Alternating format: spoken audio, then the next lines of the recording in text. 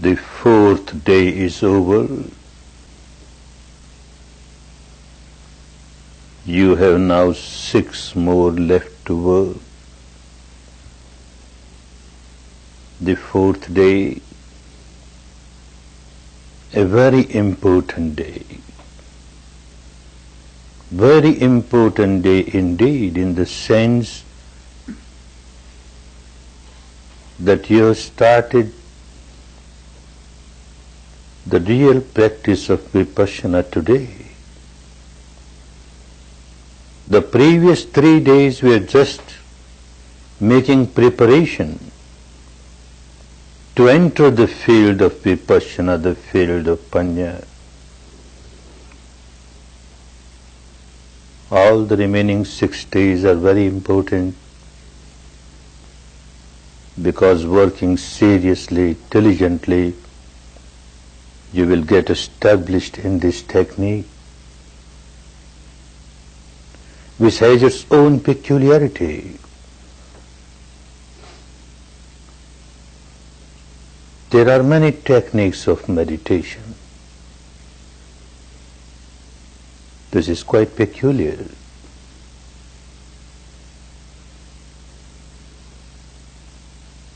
One can start meditating by contemplating something, a part of the scriptures, words of some sages or saints. You keep on contemplating. Your mind gets concentrated. Good.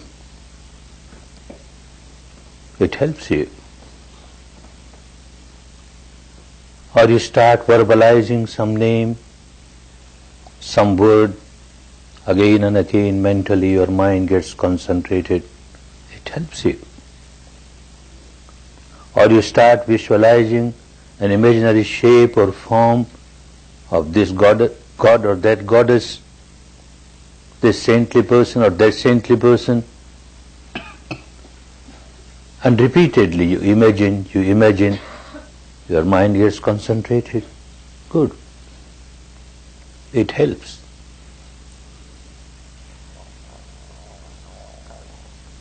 When you get your mind concentrated,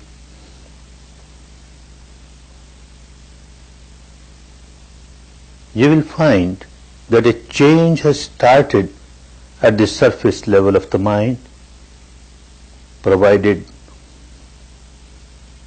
the motivation of concentration is not unwholesome. But the change is just at the surface level of the mind. In very deep absorption samadhis, it may penetrate a little, but it can't reach the depth of the mind.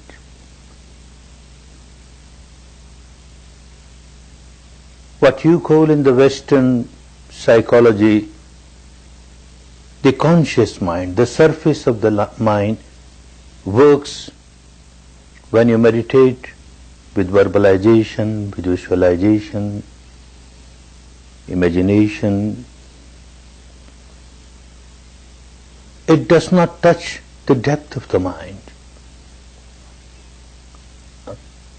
And all our problems lie in the depth of the mind, at the root level. Our defilements have their roots deep inside. This is the storehouse, and it is so fertile. You may cut a particular defilement from the top level, you may cut even the trunk, but the root remains. And so long as the root remains, it can sprout again, it will sprout again, and will again grow. You are not liberated from this. This was the enlightenment of Gautama. He became enlightened, he became Buddha, because he realized that unless you take the roots out, roots of your impurities, if they are not taken out totally, you are not liberated. And he found out a way. He worked on this, got liberated, and then with all the compassion, love, goodwill started distributing it. We are fortunate. We have the same technique with us. And you have taken today, most of you, the first step on the path of Vipassana. Most of you, for the first time, you have taken a dip in the Ganges of Dhamma within, in the Ganges of reality. Otherwise, from the time one has taken birth, open eyes, started seeing things outside, outside, outside.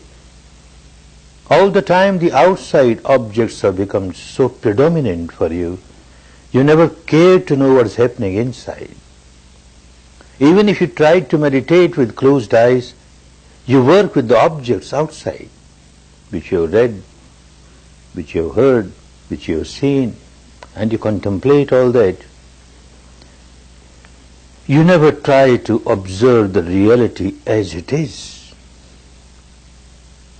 And the reality as it is within the framework of the body is constantly changing. There is no stationary object on which you can keep your attention fixed. And this is very helpful to know that everything is changing and you are aware of it within the framework of the body. This is what he called in the language of those days, Nityam Kaya Gata Sati. Sati is awareness. Your awareness should be Nityam, all the time, Kaya Gata, within the framework of the body. And you started learning how to keep your attention within the framework of the body with the reality that manifests from moment to moment, from moment to moment. Later on, as you develop the technique, you become more and more established in the technique. Then in your daily life also, whatever you do, you don't lose the contact of the reality inside, and you find your mind remains very balanced. In every situation, it remains very balanced. Now at this stage, you have to learn how to be aware of the reality within the framework of the body at the experiential level. In the language of Buddha, language of those days of India, the word Vedana was used. And Vedana means experience, a feeling, a sensation. You are not just contemplating, you are not just imagining, you are not just intellectualizing. You are just feeling, actual feeling. You are really experiencing it. And that was Vedana. And this is what you started doing, feeling the reality from head to feet, from head to feet. This base should not be lost. You have to maintain the awareness of the feeling within the framework of the body. Now questions arise about the technique. You have taken the first step. Some questions might arise in your mind also. There are common questions which come in the mind of the students. Let us deal with them now. One question that keeps coming is, why move from head to feet? Why move? Even immobile, I can feel things happening here, here, here. Then why move? It is said to be a choiceless observation, a effortless observation. Let things happen and I will observe. Why make even this effort to move? Good question. But understand why you move. Not to satisfy a particular tradition. It has its own purpose. If you don't move, then you feel a very strong, intense sensation somewhere, your attention goes there. Suddenly something else starts somewhere else, your attention goes there. You will be moving from part to part where you get cross, intensified, solidified sensations. Most parts will be left out. You will never feel, you will never observe. And the subtler sensations that are prevailing on those parts, you will miss them. Your mind will remain very gross. The ability of your mind will be to feel only gross sensations. You are not training your mind to feel the subtler ones which are there on other parts of the body, because you always work with the intense sensation, this intense sensation or that intense sensation. Moving is very important. One reason is that when you proceed on the path, there are important stations, and one has to pass through those stations. One of the an important station is that you must reach the stage where you feel sensations everywhere on the body. Every part of the body there is a sensation. Every particle of the body has a sensation every moment. So long as there is life, wherever there is a life, there is a sensation. You have to develop the sensitivity of your mind, the sharpness of your mind. If that is missing, you won't be able to feel sensations everywhere. You will miss this important station. For that purpose, you have to move.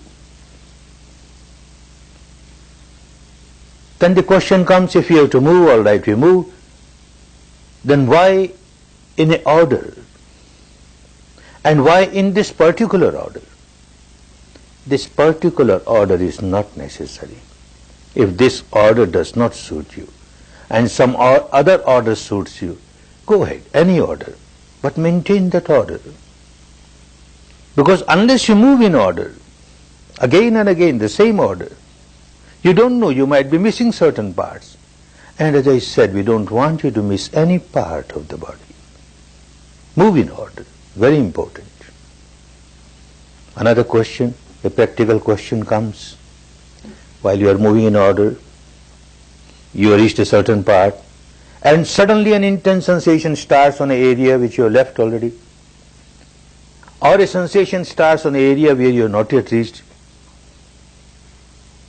Shall I make a jump and go there?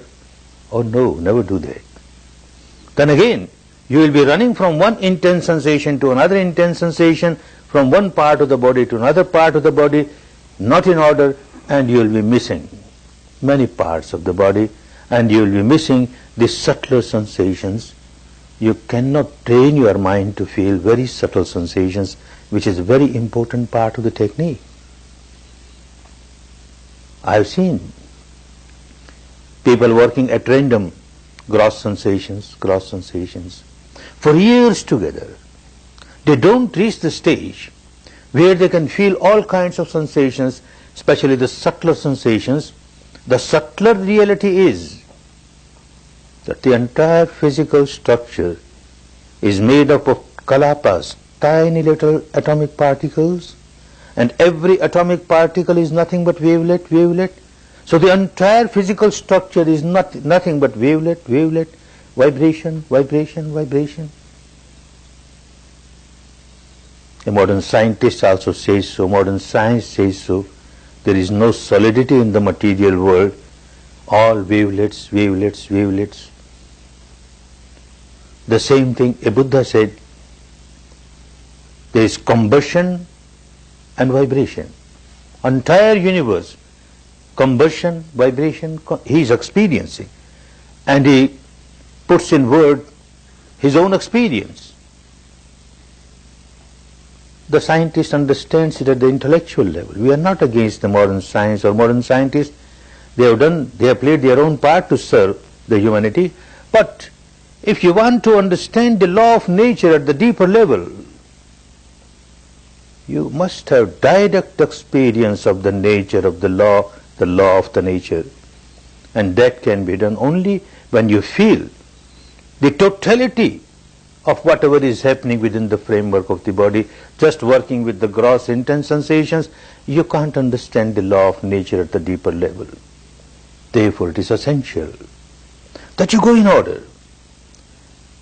You reached a certain place and some sensation, very intense, has started in the area which you have left already. A part of your mind will be knowing it, but still keep moving. And the next round when you reach there, and if it is still there, observe it. If it is gone, it is gone. Keep on moving in order, in order. Another question that keeps coming, how long one should take? How long one should take to move from head to feet? There is no fixed time for that. It's a middle path. Neither you should, at this stage, neither you should speed up so much that in one breath you are from head to feet and you miss so many things. Nor you should go so slow that pinpoint takes hours together and your mind will get bored and you can't work. So say about 10 minutes to make one round is good enough. Little long also doesn't matter. How much area at a time? Initially, as you start working, 2-3 inches, 2-3 inches, 2-3 inches, good enough. But sometimes somebody's mind is very dull, or even somebody's mind is very sharp, and at times it becomes very dull, and you can't feel anything. Mind is so gross, sensations are so subtle, you can't feel. Then take big chunks, the whole head, the whole face, the whole chest, the whole abdomen. Move, big areas. You get one sensation somewhere, good, move. And keep moving, and you will find slowly you get sensations everywhere. You will reach a stage where you get sensation all around. The tiniest spot you will get sensation. You have to work very patiently, very patiently. Another question that keeps coming, shall we feel the sensations just on the surface of the body or also inside? At this stage, when you started working on this technique, better first work on the surface. Within these 10 days, most of you might reach the stage where you will be able to penetrate and go deeper inside, piercing, penetratingly, and you will feel sensations everywhere, outside, inside, but not now. First, let your mind be strong enough, sharp enough to feel the reality at the surface level. Of course, in some cases, it just happens naturally. A student comes and reports that I have started feeling something inside, nothing wrong. If naturally something happens, it happens. But intentionally you have to work on the surface of the body at this stage. One point should be very clear as to what the sensation is. The word sensation, if it is not clear in your mind, you may be just looking for something and will remain confused. It is so simple, understand it. I keep on repeating. Sensation is whatever you experience at the physical level. At the bodily level, whatever you feel, it is a sensation. You feel heat, heat is a sensation. You feel perspiration, perspiration is a sensation. You feel throbbing, you feel pulsation, vibration, tingling, sensation, heaviness, numbness. Anything that you feel at the physical level is a sensation. Difficulty comes sometimes when, in spite of such repeated explanations, one does not want to understand what it is. And one keeps on looking for something.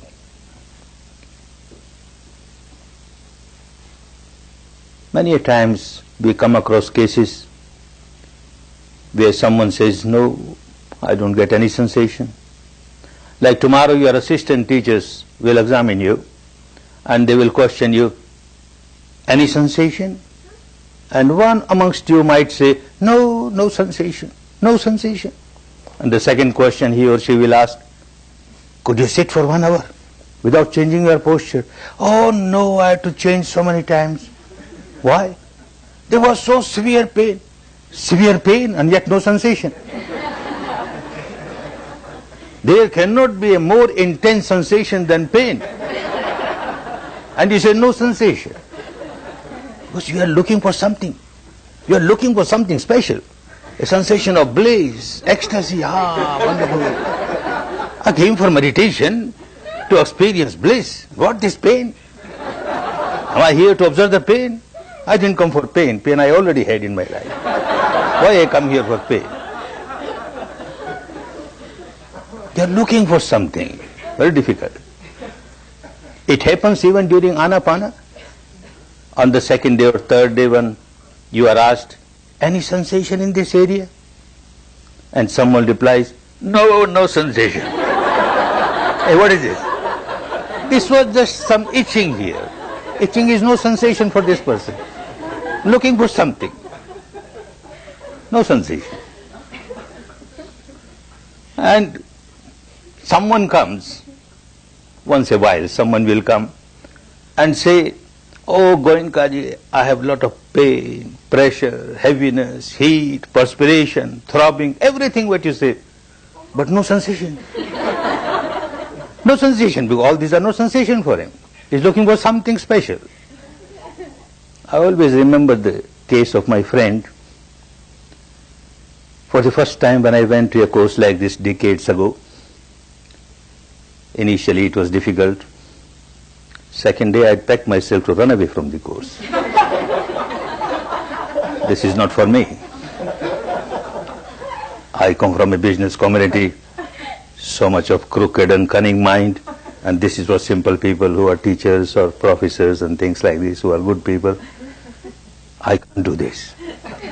And then the tradition from which I came, different background. What, these people? What they are doing? Where is the God? No place for the God. Poor God, he is gone. The soul, no soul. What they are talking? What kind of meditation is this? And all those thoughts were there, expecting something special. Second day I wanted to run. I feel very grateful to a co-meditator. She was so kind. She said, just one day. You get wonderful sensation here. First day I got sensations here. Just observe. This is what the teacher wants you to do. Carry on. I am grateful. I stayed. Otherwise I would have missed such a wonderful thing in my life.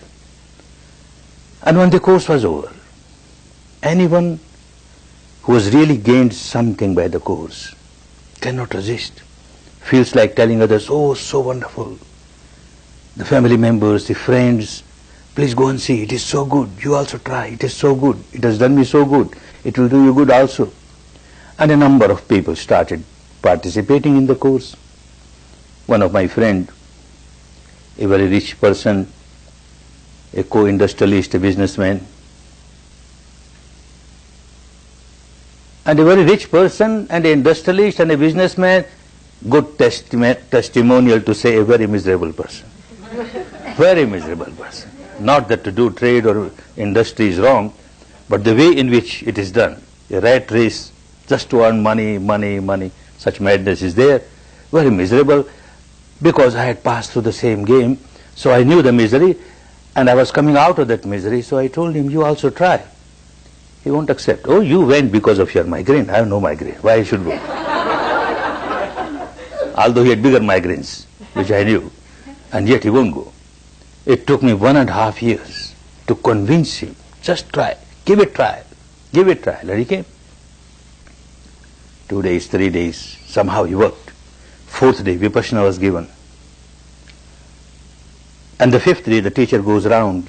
There, every ideal meditation center must have individual cells for each individual meditators. So there are cells, and the teacher will go there to give guidance to the students.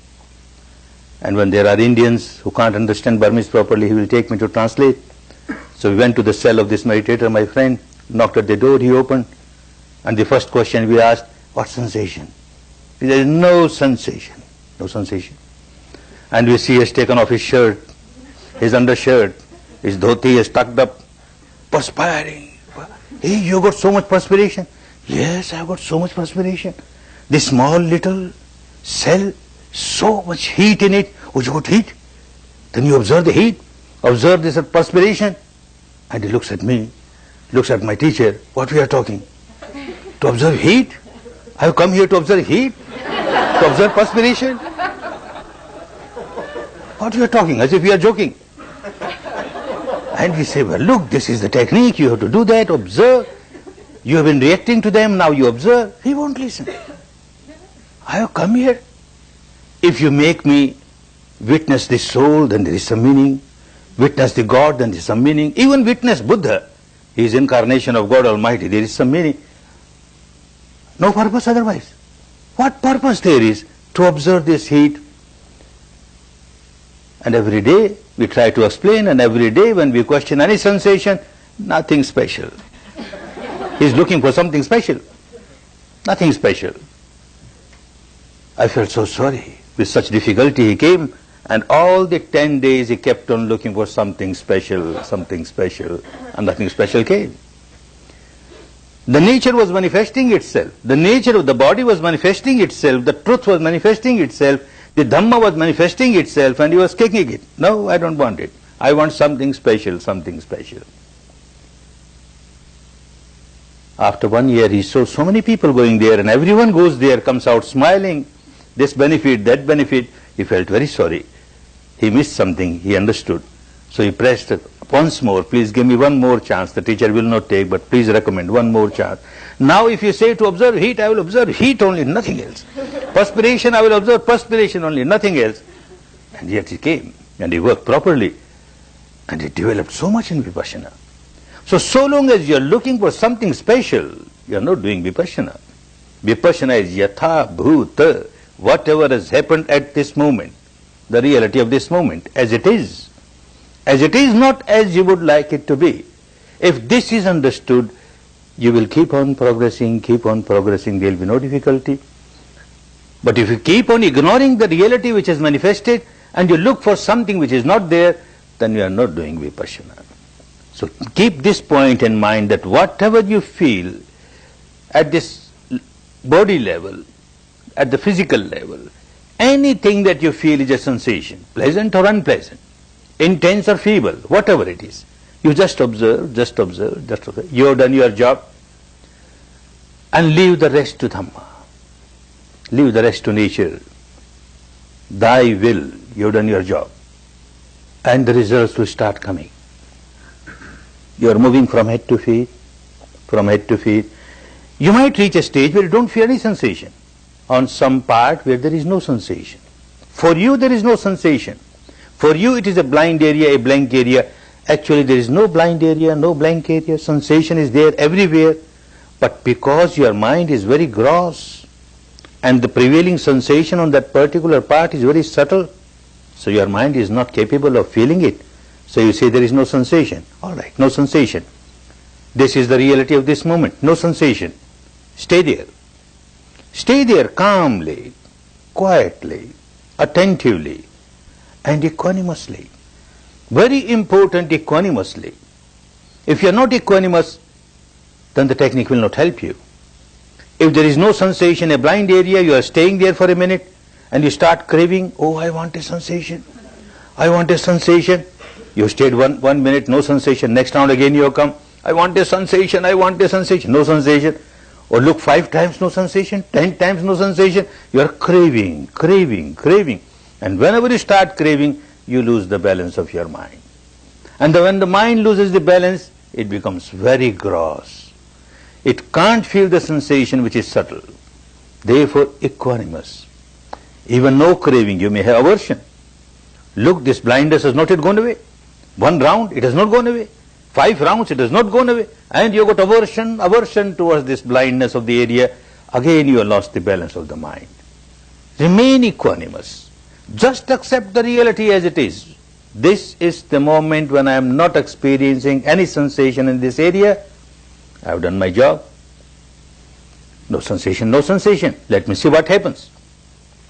But see, if it is a covered part of the body, try to feel the touch of the cloth. This also is a sensation, although very superficial, doesn't matter. Touch of the cloth and move. If it is an open part of the body, uncovered part of the body, touch of the atmosphere, very superficial, yet touch of the atmosphere, and move. And keep working like this, very patiently, very patiently. Soon you will reach the stage where you will start feeling sensations everywhere. Two aspects of this technique. One is develop your capability, sensitivity of the mind to feel sensations everywhere of all different types. And the second, learn how to observe it objectively. Try not to react. You are learning this technique to change the habit pattern of your mind at the deepest level. The deepest level of the mind, what you call the unconscious mind, actually it is not unconscious. Every moment, day and night, it is feeling the sensation on the body. It is experiencing sensation on the body. Every type of sensation, whatever comes up from moment to moment, it keeps on feeling. And it keeps on reacting to them. If the sensation is pleasant, it will react with craving, clinging. If the sensation is unpleasant, it will react with aversion, hatred. This habit pattern of this deep unconscious mind, all the time craving, hating, craving, hating, craving, hating, you have to turn this habit pattern. And for that you have to reach the stage where this habit pattern is prevailing. That means the deepest level of the mind where you feel sensations and you don't crave and you don't hate. You just observe and understand, look, it is changing, it is changing, it is changing. As you keep on working on it, realities of nature will become clearer and clearer. The law of nature will start revealing itself. The law is law everywhere, outside, inside. The entire universe is governed by the same law. Animate, inanimate. You can try to understand this law at the intellectual level when you see things happening outside. But you cannot experience it. You can experience only when you feel things within the framework of the body. Then you are experiencing it, and then it becomes very clear. There cannot be any confusion. There cannot be any doubt. And this is what he did. Although born in a royal family, a prince, it was peculiar. The prince was not born in a royal palace.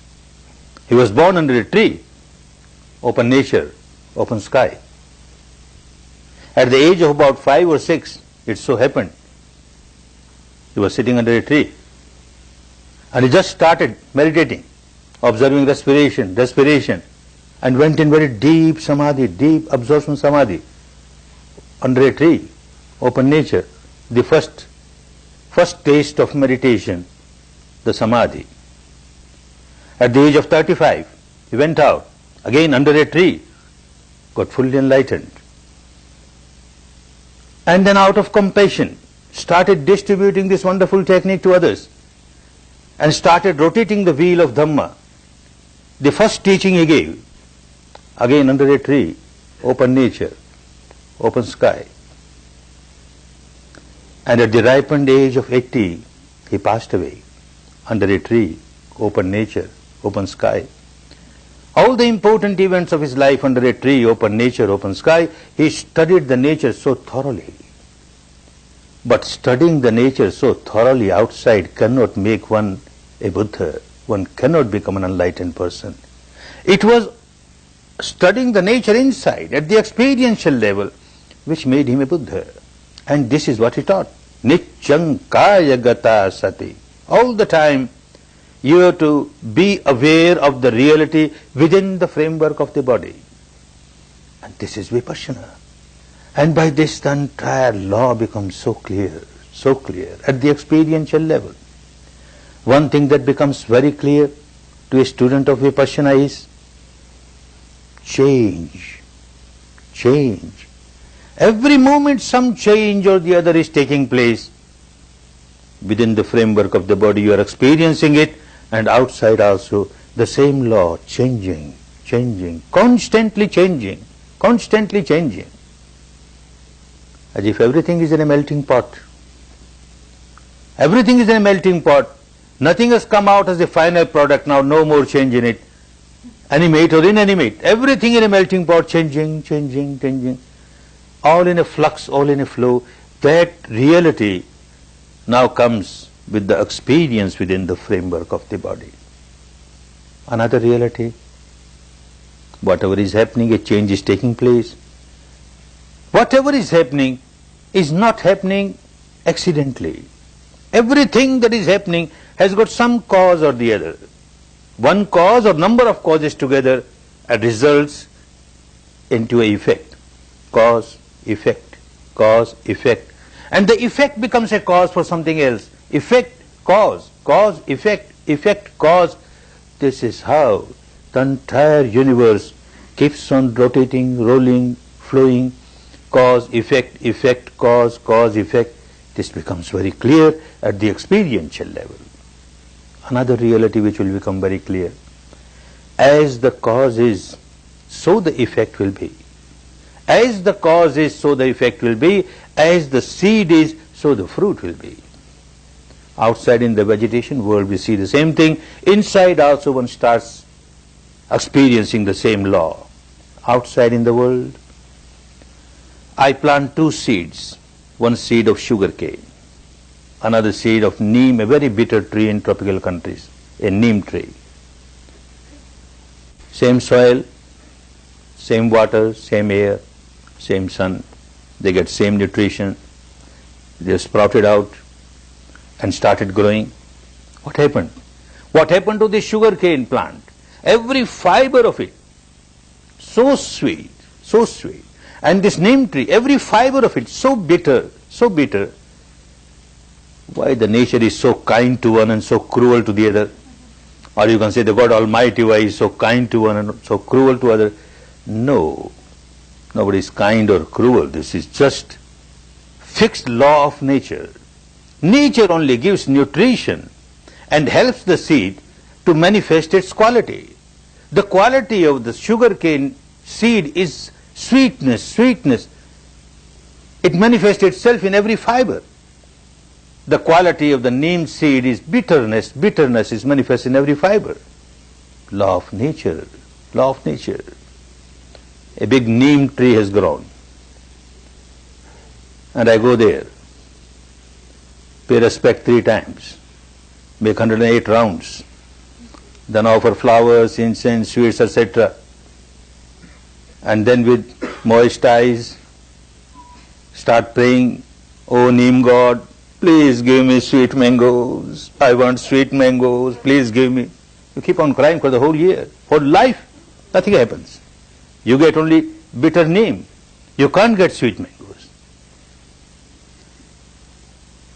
If you really want sweet mangoes, then while planting the seed you must be very careful.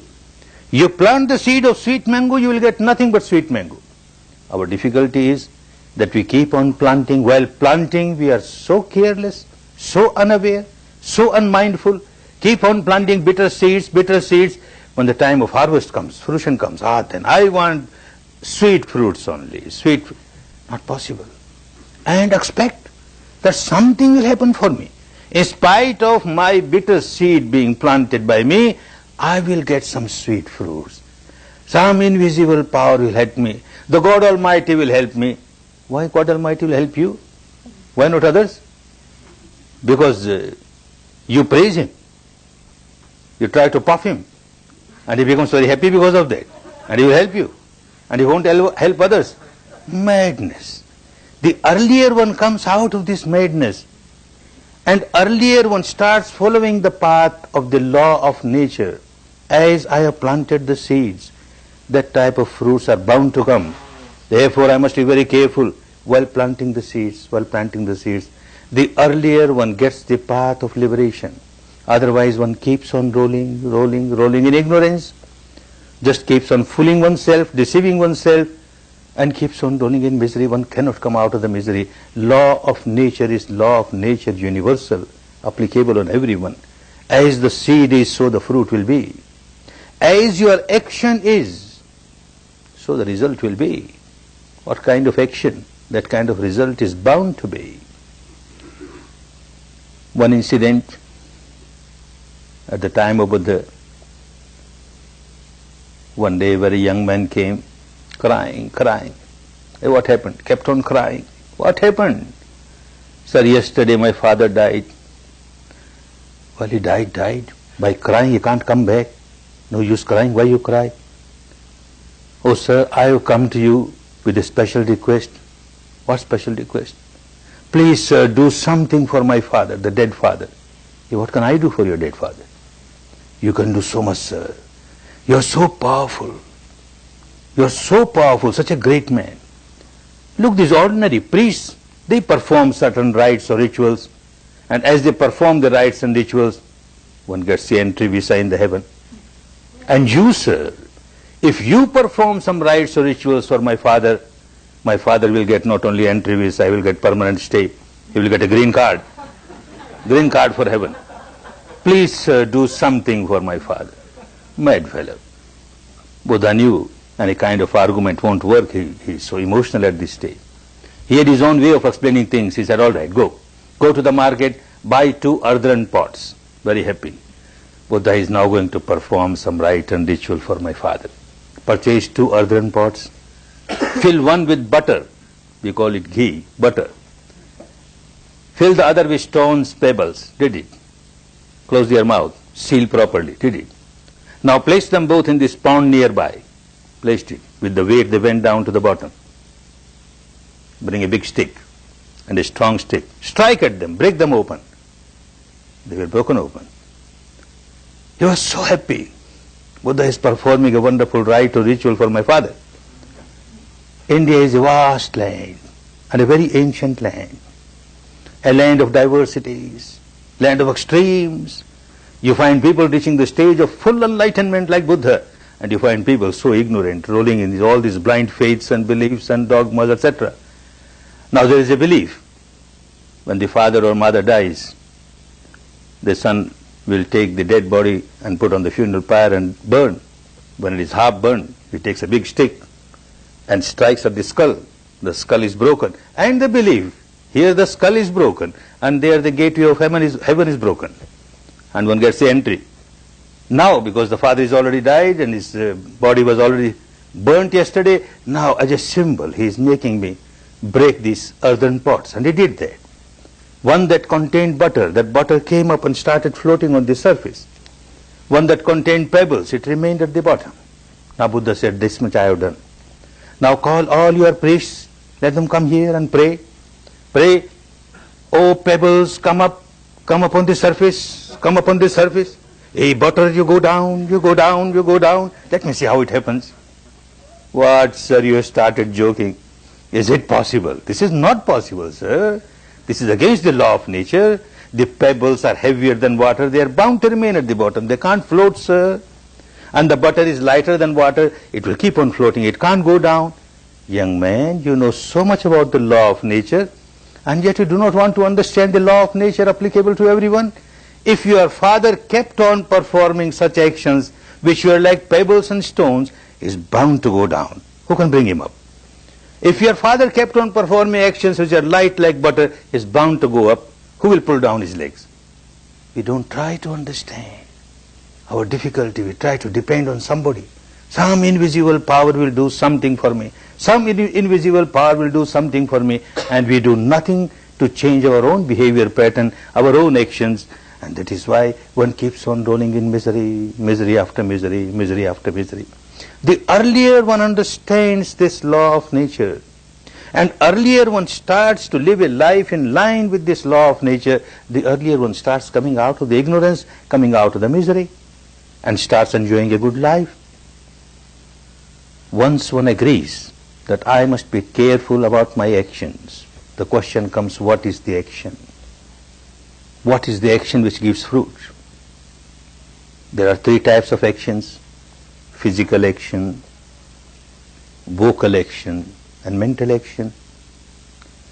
A very general understanding, common understanding is that physical action is very important, vocal action is less important, and mental action has got no much importance, very minor. But when one starts observing the truth inside, as this person did and became enlightened, it becomes so clear that the mental action is most important, not the vocal, not the physical. They have their own effects. But the most important is the mental action. Everything starts in the mind first. And then it becomes intense, intense, intense. This mental action turns into vocal action. It becomes more intense, it turns into physical action.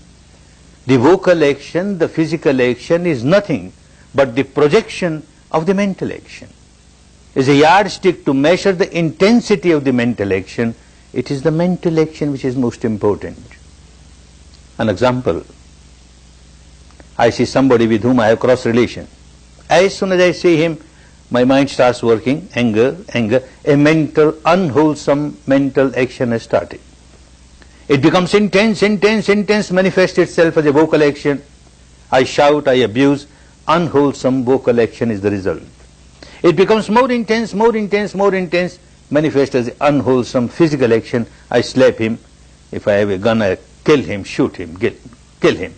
Unwholesome physical action. What is this unwholesome vocal action or physical action? Just a projection of the mental action.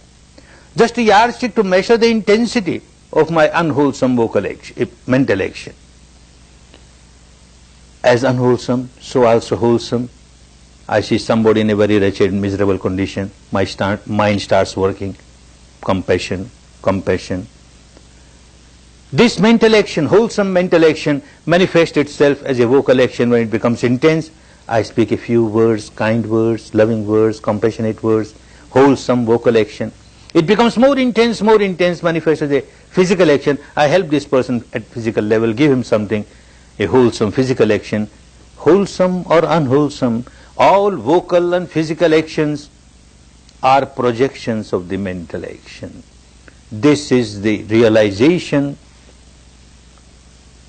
of an enlightened person. This is the enlightenment of an enlightened person. Mind matters most. Everything starts in the mind. Everything starts in the mind. Mind precedes everything. He is putting words to his own experience when he says, Manopabangama Dhamma Manoseta Manomaya Manopabangama Dhamma. Mind precedes everything else. Manoseta. That is why mind is most important. Mind matters most. Manomaya. Whatever you experience throughout the life is nothing but the product of your own mind. Manomaya. Manasa chepadutene bhasativa karutiva. With the base of an unwholesome mind, an impure mind, a defiled mind, you perform any action, physical or vocal, then tatonang dukhamanveti chakang vavatu padang. Then misery will keep on following you. Like the wheel of the cart follows the horse who is yoked to that particular cart. Wherever this cart goes, wherever this horse goes, the wheel keeps on following, because the base was wrong. So the misery keeps on following you. Similarly, manasa chepasannene bhasativa karutiva. With the base of a pure mind, wholesome mind. If you perform any action, vocal or physical, then tatonang sukhamanveti chayavayanapayini. Then all the happiness keeps on following you like your own shadow. Wherever you go, your shadow is there. This is the law of nature. The base of the mind is most important. This is the base of the mind which makes you act at the mental level first.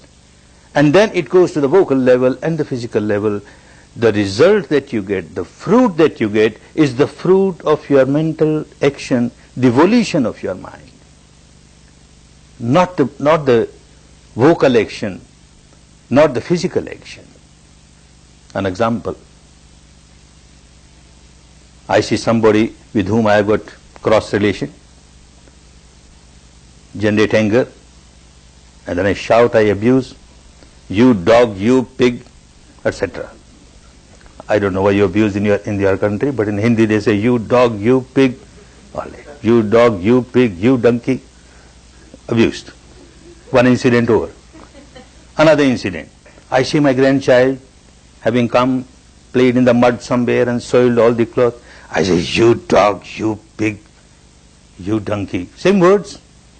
I've used the same words at the vocal level. The same action is there. But from the mind, the mental volition is poles apart. When I was using these words for my enemy, it was full of ill will. When I'm using the same words for my grandchild, it is full of goodwill. My nature takes care of the volition of the mind, not the vocal action. The result that you will get, the fruit that you will get, will be according to the volition of the mind, not according to the vocal action. So also not according to the physical action. Another example.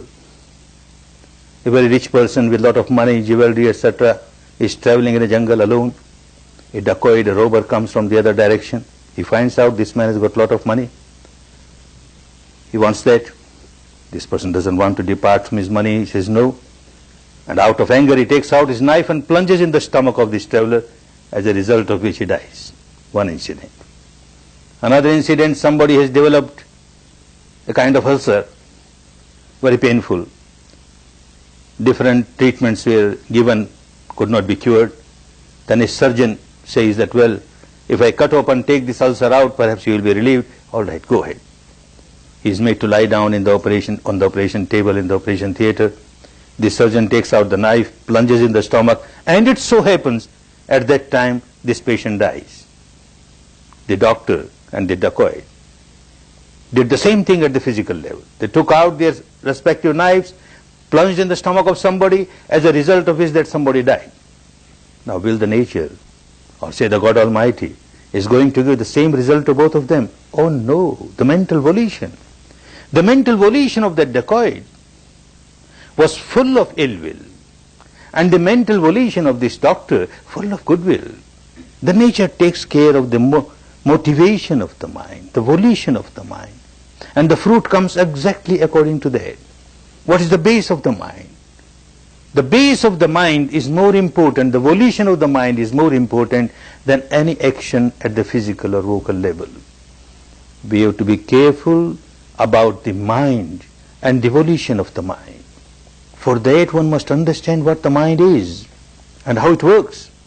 And Vipassana will help you understand. The whole technique is to divide, dissect, disintegrate, dissolve the entire physical structure. You won't have to do anything, you just observe, observe, observe. Nature will start dividing, dissecting, disintegrating, dividing, dissecting, disintegrating, dissolving. Initially you get very gross, solidified, intensified experiences of the body, and then they start getting dissolved, dissolved, dissolved. You reach the stage where there is nothing but a very free flow of subtle vibrations, free flow of energy, very subtle, very subtle. Similarly, the mind is divided, dissected, disintegrated. One who becomes fully enlightened examines the entire mental and the physical structure. The physical structure, dividing, he reaches the stage, the tiniest subatomic particle, which he calls Attakalapa, 8 things joined together, they cannot be further dissected. Similarly, mind dividing, the mental contents, dividing, dissecting, one reaches the stage where one finds there are 121 types of mind, 52 types of mental contents, which you call mental concomitants. Every mind arises with one concomitant or the other. At this stage, when you just started the kindergarten of Vipassana, no use even to remember those 52 and 121 minds and mental contents. Now the 4 major portion of the mind, if you understand them and if you understand how they function, you will be experiencing them, that will be very helpful. the four major segments of the mind. First segment of the mind. In the language of those days, in Buddha's words, it was called Vijnana. The nearest English translation of that can be consciousness. First part of the mind, consciousness. Its job is to cognize. All the six sense doors we have, the eyes, the ears, the nose, the tongue, the body, skin, and the mind. All the six sense doors have six separate vijnanas, six separate consciousness. Eye consciousness, ear consciousness, nose consciousness, tongue consciousness, body consciousness, mind consciousness. Six vijnanas. Something comes in contact at any sense door. A sound comes in contact at the ear sense door, and the ear consciousness will arise. A shape, a form, a color, a light comes in contact with the eye sense door. Eye consciousness will arise. Smell comes in contact with the nose. Nose consciousness will arise. Taste comes in contact with the tongue. Tongue consciousness will arise. Something tangible comes in contact with the body. Body consciousness will arise.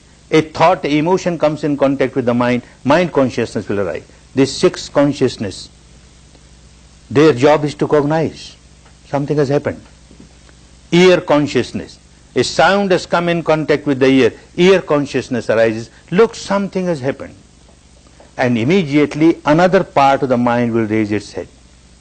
In the language of those days it was called sanya. The nearest English translation can be perception. Its job is to recognize. A sound has come in contact with the ear. The first part will say something has happened at the ear sense door. That's all. And the second part will try to recognize what has happened. Words. What words? Words of abuse or words of praise. It recognizes with all the experience of the past, all the conditioning of the past, and all the memory of the past, it recognizes. And not only recognizes, it gives an evaluation. Words of abuse, oh, very bad. Words of praise, ah, wonderful. And as soon as this second part has done its job, third part starts working. In the language of those days it was called Vedana, sensations, experiencing sensations on the body. As soon as evaluation is given that these are words of praise and wonderful, you will notice there is a flow of very subtle and pleasant vibrations. Throughout the body there is a flow of pleasant vibration, because the evaluation is that these are very good words. Words of abuse and evaluation given very bad, and you find there is a flow of very unpleasant sensation on the body. The third part of the mind experiences sensations on the body, pleasant, unpleasant. And then immediately the fourth part of the mind raises its head. In the language of those days it was called sankhara. Its job is to react. This word, remember, I will be using it again and again throughout this coming 6 days. Sankhara. It is actually the motivation of the mind, the reaction of the mind. And it is something which is a heap of action. The first cognizing is not an action, it will not give any fruit.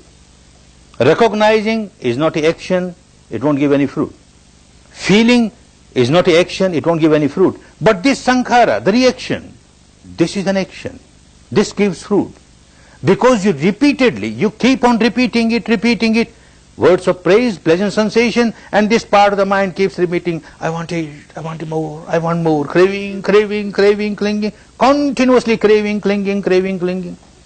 Words of abuse, unpleasant sensation, this part of the mind reacting, aversion, hatred, I don't like it, I want to get rid of it, aversion, continuous aversion.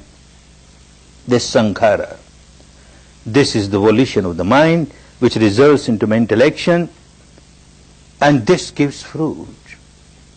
How deep is your sankhara? How strong is the seed? What is the quality of this sankhara? That kind of fruit will come. There are three types of sankharas. One keeps on generating three types of sankhara. Wholesome, unwholesome, leave aside. Three kinds of sankharas. One is like a line drawn on the water. As you draw, so it gets eliminated. As you draw, so it gets eliminated. Second is like a line drawn on the beach, sand.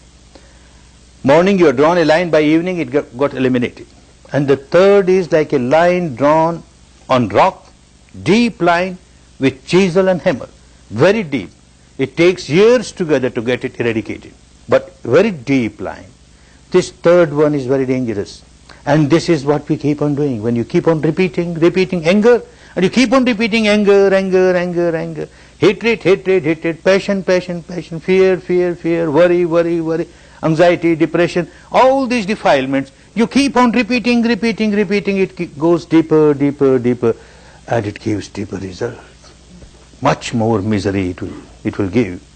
This you will understand more and more as you practice this technique, the functioning of the mind, these four sectors of the mind, their relation with the body, the interaction of the two, how one keeps on influencing the other, how one gets influenced by the other, how the sankhara that I am generating is becoming deeper, how if I am more alert, attentive, aware, they don't go so deep and I am coming out of my misery, that becomes clearer and clearer. Whole day you had been generating sankhara after sankhara. Every time something is happening deep inside, some sensation and you react. Some sensation and you react. Every moment you are doing that. Night you go to bed and you try to remember how many sankharas are generated the whole day.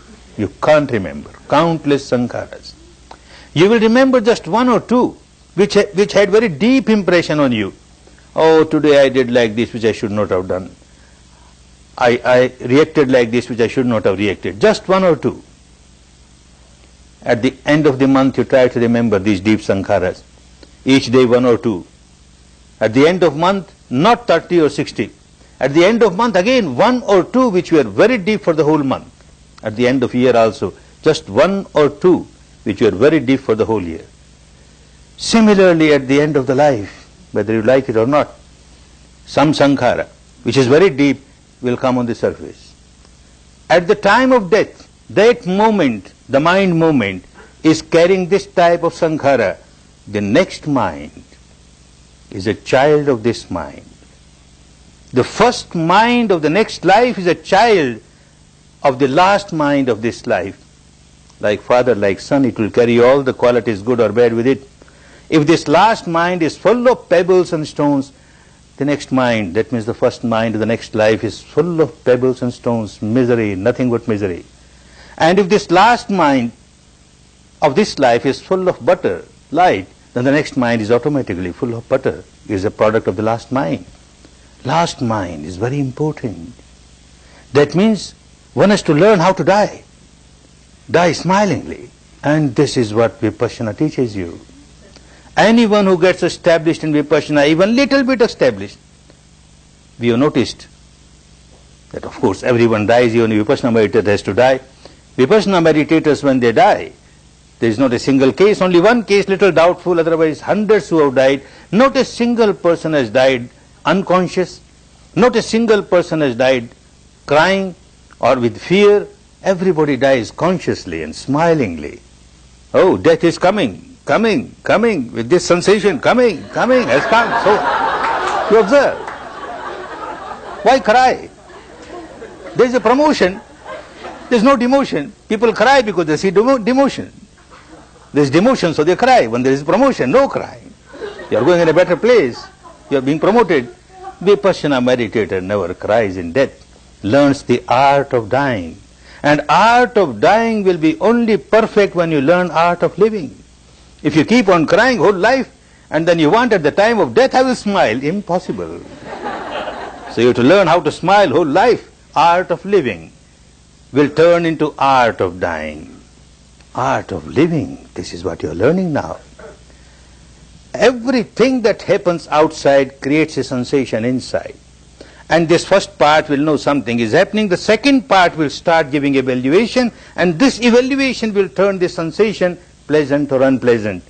If you train your mind not to get affected by these sensations, pleasant or unpleasant, not to react to the sensations, pleasant, unpleasant, then you are changing the habit pattern of your mind at the deepest level. Even if you react, the sankhara will not be that deep because you won't be repeating again and again. You will come to senses. Of course, now it's just a beginning. Now just a beginning, in 1 hour, most of the time you will be repeating this sankhara again and again. Oh, so much of pain, what sort of meditation is this, so much pain, I don't like pain. You are repeating, old habit is there. But you get few moments when you say, all right, let me see how long it lasts. I don't react. I don't generate sankhara of aversion. And I observe. Few moments, wonderful moments. When you are just observing, your head is above the water. And then you again start reacting, your head has gone below the water, and you don't know where you are flowing. And after some time again the head comes above the water. Those few moments when your head is above the water are wonderful moments. Those few moments will turn into few seconds. And these few seconds will turn into few minutes. And like this slowly you turn the table. You change the habit pattern of your mind. You come out of this misery. Every time you react and you keep on reacting for longer periods, you find you are just sunk in misery, sunk in misery. Come out of it, come out of it. A very wonderful technique is there. And you have come here to practice, to work. The remaining 6 days are very wonderful. Try to get as much established as you can in the technique and make use of it for the whole life. Make use of it. The remaining 6 days are very valuable for you. Every moment is very valuable. The wonderful technique is there. The path is there. The law is there. The nature is there. The reality is there. Keep on observing it, observing it, observing it. Make best use of the time. Make best use of the opportunity. Make best use of whatever facility you have here. Make best use of the wonderful Dhamma, the wonderful technique, to come out of all the miseries, to come out of all the ignorance of generating sankharas after sankharas, sankharas after sankharas. Come out of this bondage, get liberated, and enjoy real peace, real harmony, real happiness, real happiness. Bhavat Sarva Mangalam Bhavat Sarva